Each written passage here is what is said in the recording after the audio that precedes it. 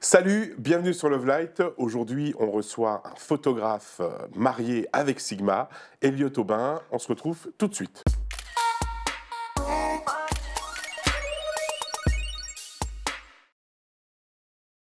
Aujourd'hui, on reçoit Elliot Aubin. Bonjour Elliot. Bonjour. Tu es photographe professionnel. Tu travailles beaucoup avec la marque Sigma. C'est ça. On va en reparler tout à l'heure, on va découvrir ton travail. On reçoit aussi sur le plateau Foucault Prové de Sigma France. Bonjour. On va parler un petit peu de cette rencontre avec Elliot.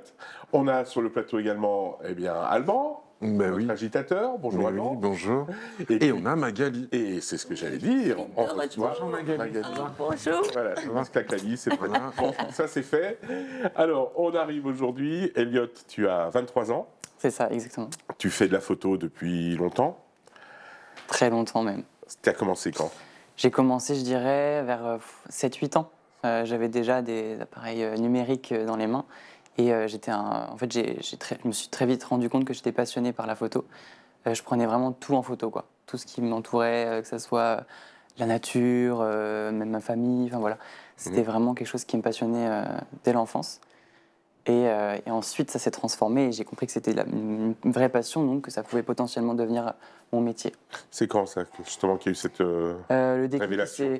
Cette révélation, ce déclic, il s'est fait vraiment quand j'ai eu mon premier réflexe, en 2014, je dirais. D'accord. Là, c'est vrai que je suis passé à un stade supérieur où je me suis rendu compte aussi que avoir du matériel professionnel, ça pouvait aussi, voilà, ça permettait d'aller un peu plus loin.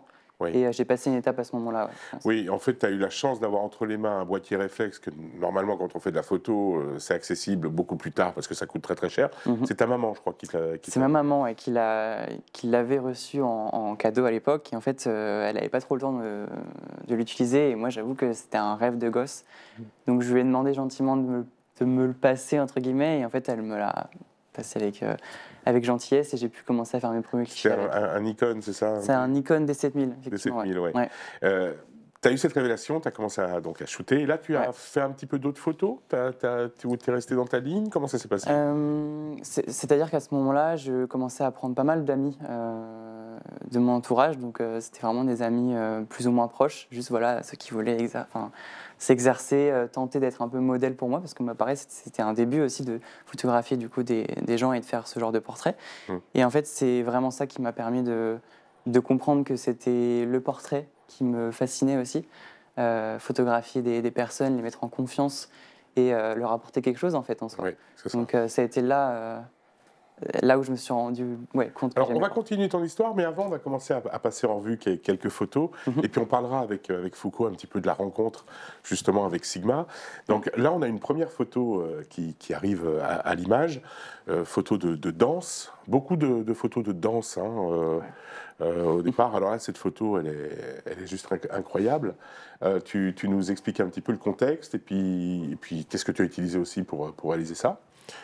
Alors cette photo déjà, C'est ma première photo, j'avais 7 ans. Ok, bon, très ça. Pose les choses. Non, j'avais pas 7 ans, j'avais quel âge? Je devais avoir 19 ans. Donc c'était il y a quelques années, c'est assez récent quand même. Et c'était aussi la rencontre avec cette danseuse avec qui, voilà, que je connaissais via les réseaux en fait, qui faisait déjà pas mal de photos, donc qui s'y connaissait, qui connaissait aussi les postures, les poses à prendre. Et puis voilà, elle était très perfectionniste là-dessus. Donc en fait, on s'est rencontrés, ça a matché directement. Et en fait, ce jour-là, pour l'anecdote, on s'est réveillé vers 4h du matin pour se rendre du coup au Trocadéro à 5h du matin pour avoir ce lever de soleil et en plus aussi avoir moins de monde parce que c'est vrai que c'est un endroit où c'est blindé et en fait c'est compliqué de faire des photos là-bas. Oui. J'ai une petite question parce que là on a l'impression qu'elle survole la scène. Oui. Comment tu as fait pour avoir cette sensation qu'elle s'envole en fait? Le backstage est intéressant parce que j'étais totalement en fait au sol, donc j'étais vraiment à plat ventre, vraiment, donc sur le sol. En fait au départ j'étais un peu à genoux, j'avais une posture un peu particulière et je me suis dit mais en fait autant que voilà j'y aille, c'est pas grave, c'était magnifique, on avait un ciel incroyable et c'est pas toujours le cas le matin. Voilà, il y a des moments où c'est un peu plat, c'est bleu, c'est joli, ça reste toujours beau, mais là vraiment il y avait quelque chose que j'ai poussé aussi à la post-production avec mes couleurs et qui était déjà magnifique. Et du coup, je me suis vraiment mis au sol. j'ai orienté ma caméra un peu en contre-plongée, et enfin ma caméra, mon appareil photo. Et c'est pour ça que j'ai réussi à avoir cet effet de cette danseuse qui... C'est quel matériel là que tu utilises? Là, c'était mes débuts au 35 mm 1.4 de chez Sigma, justement. Vous connaissiez déjà, vous étiez déjà, alors comment on dit, tu travaillais pour la marque déjà un petit peu, comment ça se fait? Alors nous, on n'a pas d'ambassadeur chez Sigma. Voilà. Ouais. On appelle ça des photographes partenaires. C'est des photographes qu'on repère. Alors c'est pas moi personnellement qui m'en charge, c'est mon collègue Renaud qui est au marketing chez nous, mais qui est aussi un peu notre directeur artistique et qui s'occupe de la relation avec tous les photographes. Et ça doit dater à peu près de l'époque où on a créé notre compte Insta, où on s'est intéressé à Instagram. Et très vite, Renaud a repéré quelques jeunes talents comme ça. Et voilà. Et dont tu faisais partie. Et bien sûr, bien sûr. C'était 1 an à l'avance, avant la rencontre, je crois. C'était en 2018, cette photo. Septembre 2018, je crois. Et en fait, on s'est rencontrés 1 an après sur le salon. Enfin, j'ai été du coup amené à faire une conférence avec eux 1 an après. Donc, du coup, voilà, à peu près. Conférence que vous pouvez retrouver sur notre chaîne YouTube. Voilà. Tout à fait. Oui, Déjà en 2019, on avait installé un système de streaming sur le stand. Ouais. Et donc, on a la première conférence d'Eliott au salon de la photo en 2019. excellent. Si vous voulez On met le lien dans la l'adresse, c'est bien, description. sans problème. Une autre photo, on va continuer notre petite péripétie photographique. Alors là, on est où?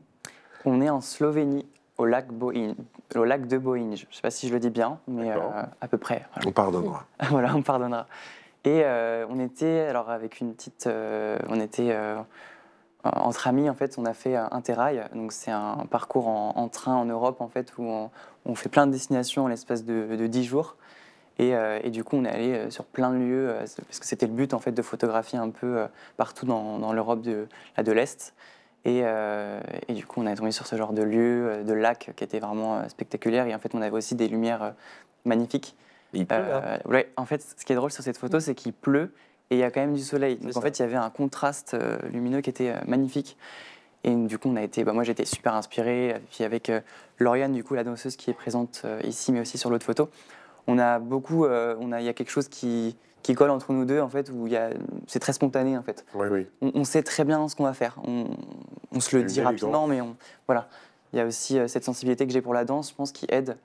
Mais voilà, puis son côté perfectionniste que j'ai aussi. Toujours au 35 là?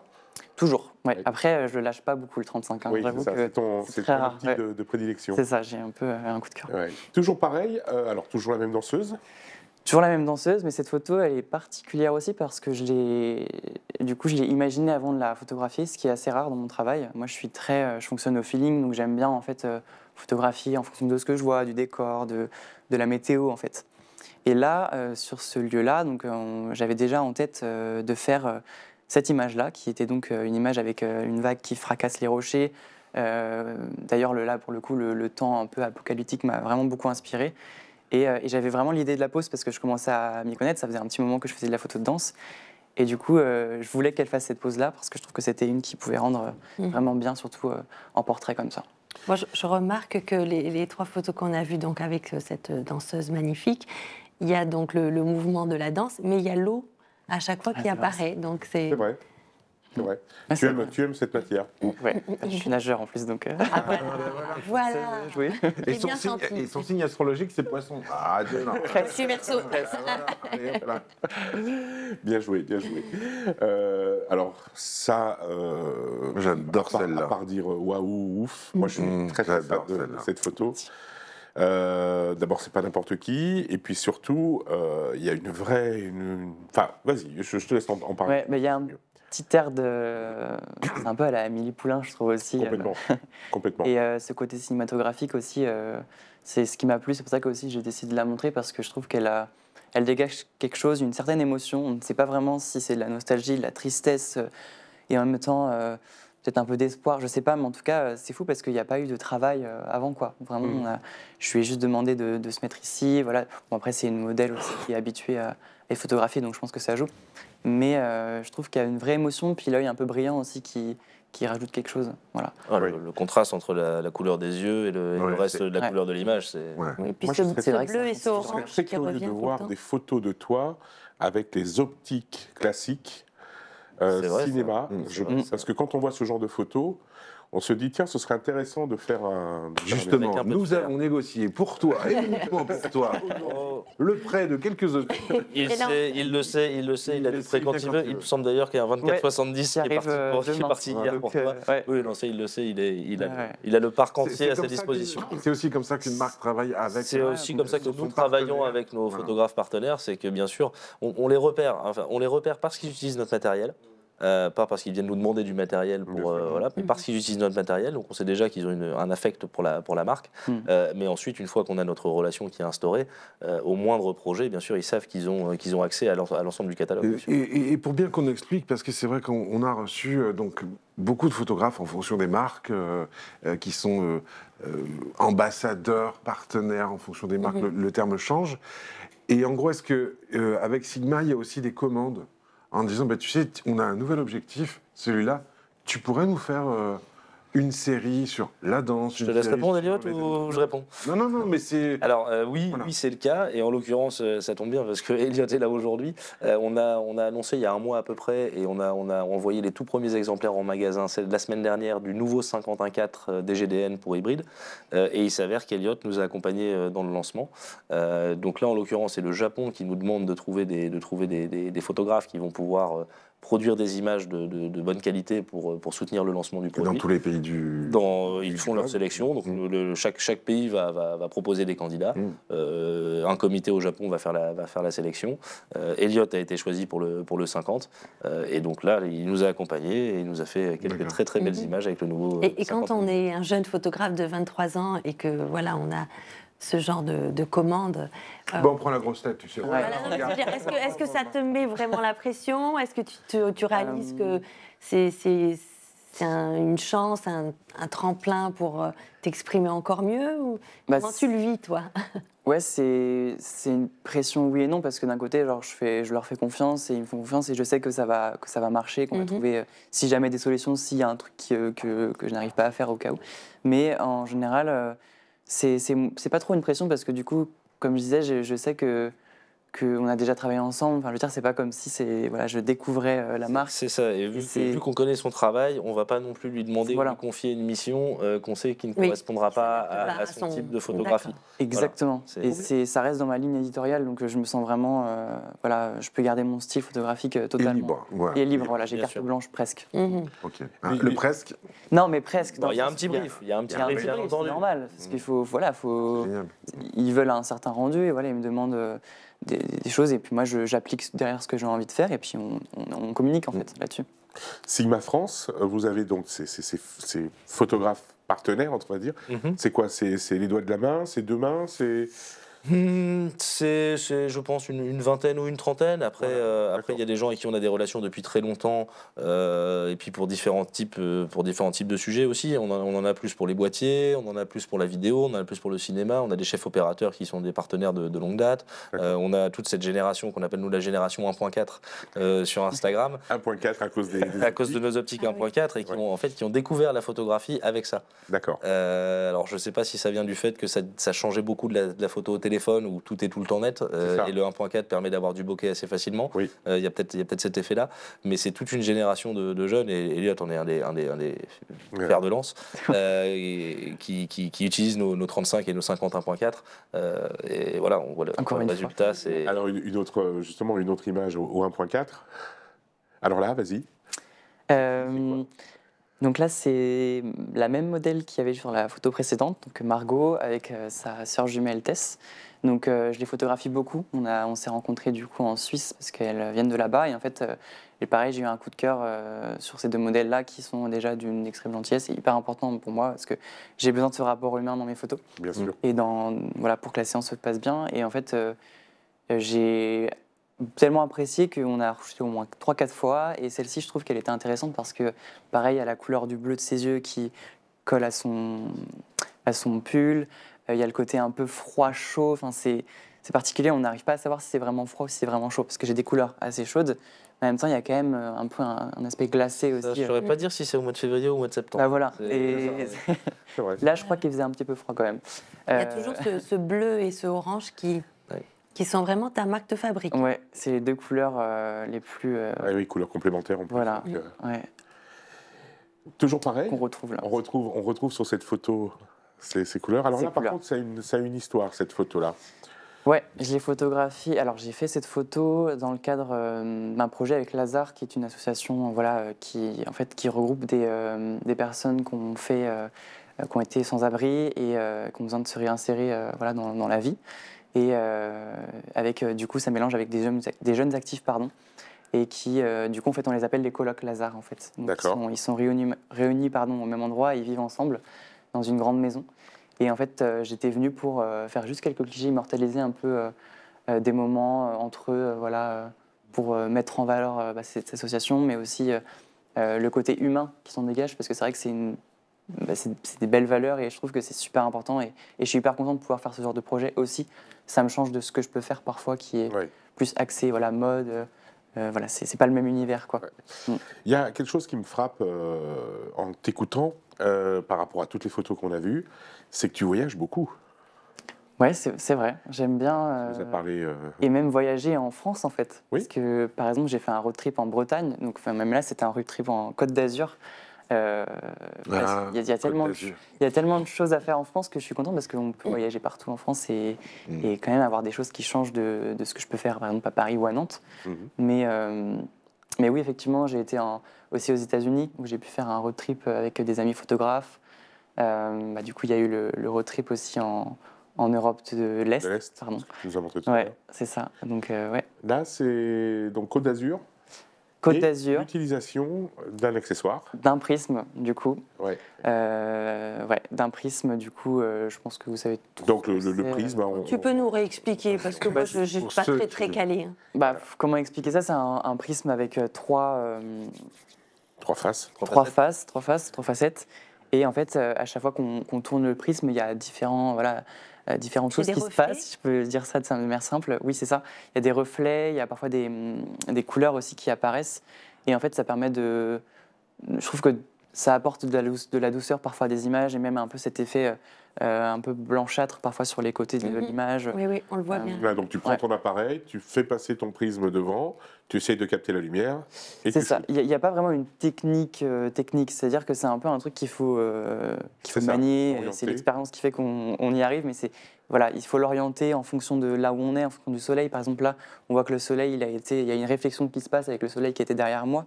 Parfois, j'ai même, je me retrouve avec des silhouettes tellement qu'en fait, ça fait une réflexion sur ce qui se passe derrière moi. Ouais. Mais je trouvais ça intéressant de la mettre parce que du coup, c'est quelque chose que j'ai beaucoup utilisé pendant au moins 2-3 ans. Ouais. Maintenant, un peu moins, parce que ça y est, j'ai un peu décidé de passer à autre chose, mais j'aime beaucoup le prisme quand même pour les photos. Très bien. Encore une autre photo où là, on est presque sur du clair-obscur, enfin du low-key. C'est ça, ouais. C'était ce que tu as voulu, j'imagine, Et faire en ressortir. même temps, c'était un peu la surprise parce qu'on ne pensait pas qu'il allait autant pleuvoir, parce que là, en fait, ce jour-là, il pleuvait, mais Il énormément. pleut souvent. Hein. Il- Mais il est de Nantes. Entre, C'est normal. entre Paris et C'était à Nantes. Rennes. Il a un petit nuage qui le suit en permanence. Cette photo a été prise à Rennes. Ça s'était pris à Rennes. Il Ouais. faut quand même préciser que là, on est totalement en lumière naturelle. Hein.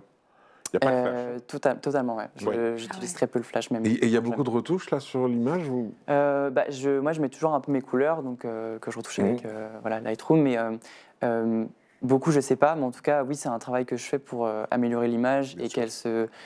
qu'elle soit quand même, moi, qu'elle me plaise un peu plus Ouais. que Ouais, l'image ta patte. brute. Ouais, voilà, qui est ma patte. C'est ça. Ouais. Ouais. Et de temps en temps, tu te dis, waouh, tu shootes, tu regardes, c'est magnifique, j'ai presque rien à faire, est-ce que C'est vrai. ça arrive? Oui, ça arrive. Ça arrive que mes retouches soient un peu plus légères parfois, parce que la lumière était tellement belle, les couleurs déjà très vives, que j'ai pas envie d'en rajouter. Même, notamment avec les dernières photos que j'ai faites à La Réunion, du coup, pour le 50, où là, on était sur des couchers de soleil absolument déjà rouge vif, quoi. Peut-être pour préciser, là, aujourd'hui, cette photo-là qu'on voit là actuellement, aujourd'hui, tu as quoi comme boîtier? Ton boîtier Alors, de prédilection à toi, c'est quoi? J'utilise un Canon 5D Mark IV. J'utilisais un 6D avant, donc j'ai changé. Ouais. J'ai toujours en réflexe, pour l'instant. Mais j'ai aussi un Sony A7 III que j'utilise progressivement, notamment avec le 51.4. J'ai pu D'accord. l'utiliser. Et donc, j'avoue qu'en ce moment, je commence un peu à me demander si je ne vais pas passer totalement sur un boîtier Sony, un hybride. Du coup. Ça été fait au Sony? Celui-là, non, au 5D. Au 5D. Au 5D, ouais. Au 5D, et par contre, 50 mm toujours? Celui-là, 35 mm 35. 1.4 encore. D'accord. Toujours, Ok. toujours là. Oui. Par contre, génération A4, là, Ah on oui, est bien ouais, d'accord. vraiment. Ça, il n'y a pas de souci. Et celle-ci, alors là, Pareil. Pareil, il pleut. presque. C'était le début d'un orage. Là, c'était le soir, du coup, pour le coup. Moi, j'adore les lumières du soir. Hein, c'est ce que Ouais, je fais. c'est Voilà, génial. on le voit bien. Et là, c'était particulier parce qu'on avait un ciel vraiment très dégagé au départ et il y a eu cet effet de tempête un peu. Moi, j'adore ce côté un peu Oui, c'est juste avant que apocalyptique, ça. à chaque fois. Oui. Ouais, avant que ça L'orage pète. quoi. n'éclate, ouais. C'est ça, exactement. Je trouve que ça donne une puissance dans l'image. C'est ça. Alors là, par contre, un travail où il y a de la fumée, de la lumière artificielle. Oui. Puis un côté un peu mystérieux dans l'image aussi, je trouve. Exactement, ouais, c'est un côté. C'est différent de ce que je fais parce que déjà, c'est en studio et moi, j'ai très peu l'habitude de shooter en studio. Je privilégie toujours la lumière naturelle, le décor, d'où le fait d'avoir un 35 parce que je prends en considération du coup plus ce qu'il y a aussi derrière maintenant, grâce à ça. Et là, le fait d'être en lumière artificielle, c'est un peu différent pour moi. C'est toujours un peu plus un challenge, mais je trouve que ça va, je m'en sors plutôt pas mal. Mais ce que j'aime bien, c'est le fait de pouvoir créer sur plusieurs heures sans forcément de se prendre la tête sur la lumière qui peut changer, que, voilà, s'il y a un nuage qui passe, machin, Oui. etc. Donc là, le fait d'avoir vraiment une lumière fixe, c'est pas mal aussi parce qu'on peut aller un peu plus loin parfois. Et puis on a ajouté un peu de fumée pour donner ce côté un peu, ouais, un peu Énigmatique, cinématographique. Ouais, Voilà. encore une fois. Ouais, ouais. Et là, on est presque sur une sorte de tableau. C'est où? C'est dans un studio, encore une fois, un studio parisien, où en fait il y a directement ce mur en fait, dans le studio, on peut l'utiliser, du coup c'est fait aussi pour les photos. Et je trouve qu'il est hyper...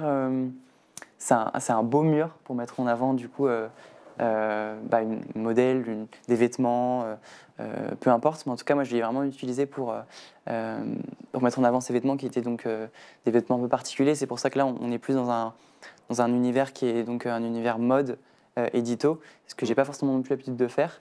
Et en fait, ça me plaît totalement, sauf que c'est un peu plus posé. Voilà, c'est pas forcément. Oui, c'est une vraie composition Exactement. travaillée. Il y a de la lumière artificielle aussi là. Là, non. Non? Il y a un Non. puits de lumière au-dessus? Exactement. Là, il y a un puits de lumière au-dessus, il y a des vitres en fait. Ouais, Et derrière. du coup, ça permet d'avoir cette lumière naturelle. Et donc, dès que je peux, je l'utilise. J'évite de prendre une lumière artificielle parce que je pense que je préfère aussi au fond. Et ouais, donc cette image est un peu plus figée, mais j'aime bien, c'est un autre travail, ça change du côté trop spontané aussi que j'ai toujours l'habitude de faire. Et là, on est sur la photo de concert. Ouais. Ça fait partie aussi de tes spécialités, en tout cas de ce que tu aimes faire. Ça, c'est ta première photo.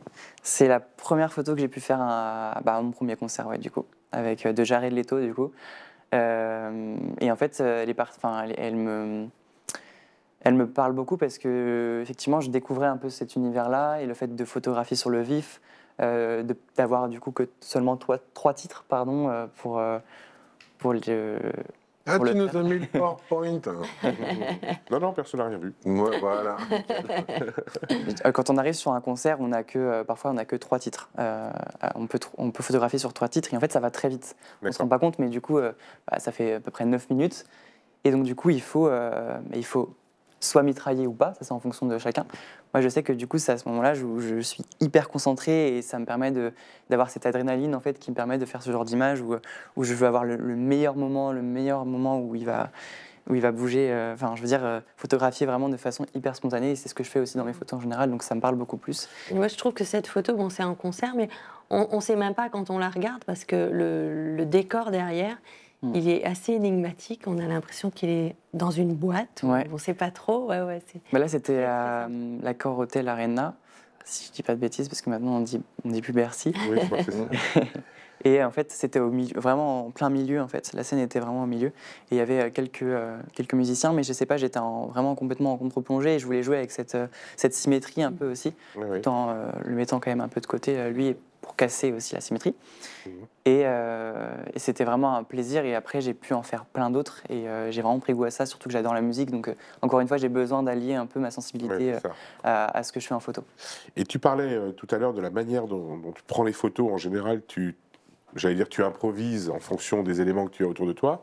Et puis, pour quelques photos, notamment une qu'on a vue tout à l'heure, là, par contre, tu avais dans la tête l'image que tu voulais faire.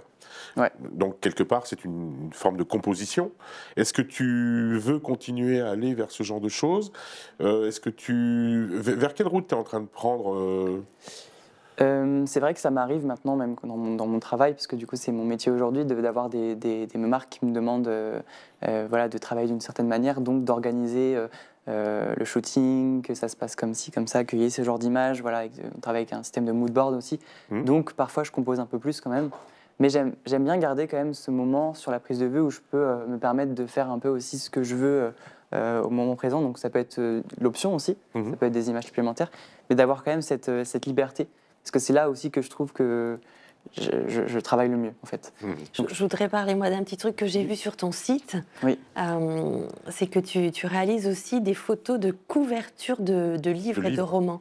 Oui. Et c'est vrai qu'on ne parle pas trop de ce côté-là. C'est vrai. Et moi qui aime, comme beaucoup de monde, toi la qui sais lecture. lire. Ouais, et ça m'a pris du temps quand même. Voilà. Et c'est passionnant parce que c'est vrai que des fois, on connaît un auteur, on se dit, je vais acheter le prochain bouquin, mais des fois on se promène, on voit une couverture, une image, un titre, et j'ai trouvé ça sympa que tu le présentes sur ton site.